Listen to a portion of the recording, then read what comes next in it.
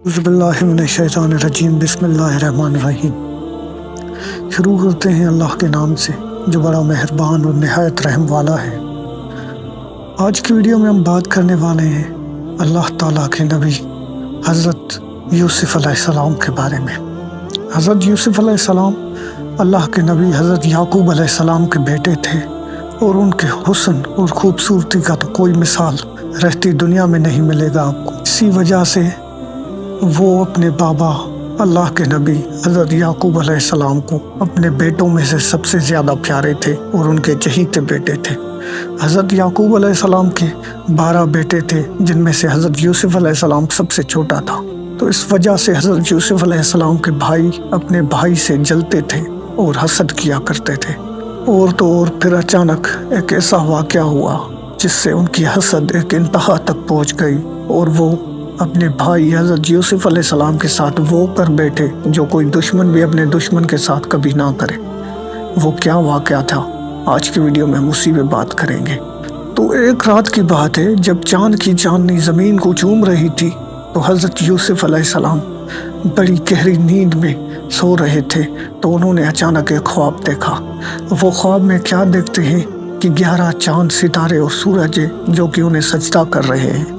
तो हज़रत यूसुफ़ अलैहिस्सलाम ये ख्वाब देखते ही नींद से उठ खड़े हुए और अपने बाबा यानी कि अल्लाह के नबी हज़रत याकूब अलैहिस्सलाम के पास आए और उन्हें बोला कि बाबा मैंने एक अजीब ख्वाब देखा है। तो हज़रत याकूब अलैहिस्सलाम ने अपने बेटे हज़रत यूसुफ़ अलैहिस्सलाम को बोला कि बेटा यूसुफ़ बताओ मुझे तुमने ख्वाब में क्या देखा।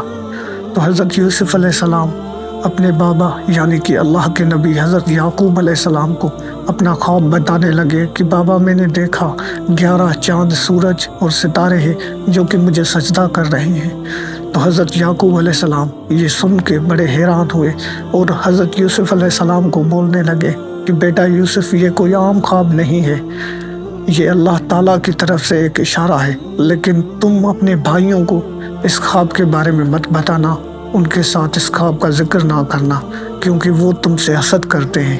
तो हज़रत यूसुफ़ अलैहिस्सलाम ने हज़रत याकूब अलैहिस्सलाम से कहा ठीक है बाबा मैं अपने भाइयों को नहीं बताऊंगा इस ख्वाब के बारे में। लेकिन होना क्या था, हज़रत यूसुफ़ अलैहिस्सलाम के भाइयों को इस ख्वाब के बारे में आखिर पता चल ही गया और फिर उनकी हसद एक इंतहा तक जा पहुँची। फिर उन्होंने एक मंसूबा बनाया जिस पर सभी भाई मुत्तफ़िक हो गए कि उन्होंने सोचा कि हम हज़रत यूसुफ़ अलैहिस्सलाम को जंगल में ले जाएंगे और फिर किसी एक कुएं में डाल देंगे या किसी जानवर को खिला देंगे और बाबा के पास उसका फटा हुआ और खून से लथपथ कुर्ता लेके आएंगे और बाबा को बोलेंगे कि यूसुफ़ को जानवर खा गए।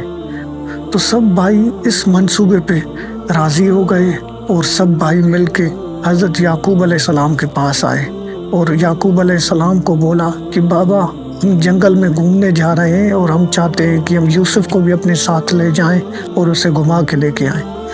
तो हज़रत याकूब अलैहिस्सलाम ने बोला ठीक है वो तुम्हारा भाई है और सबसे छोटा है, आप सब उसका ख्याल रखना। तो उनके भाइयों ने बोला ठीक है बाबा हम उसका ख्याल रखेंगे। तो वो हज़रत यूसुफ़ अलैहिस्सलाम को अपने साथ ले गए। तो वहाँ पे जब जंगल के बीचों बीच पहुँचे तो वहाँ पे एक कुआं था।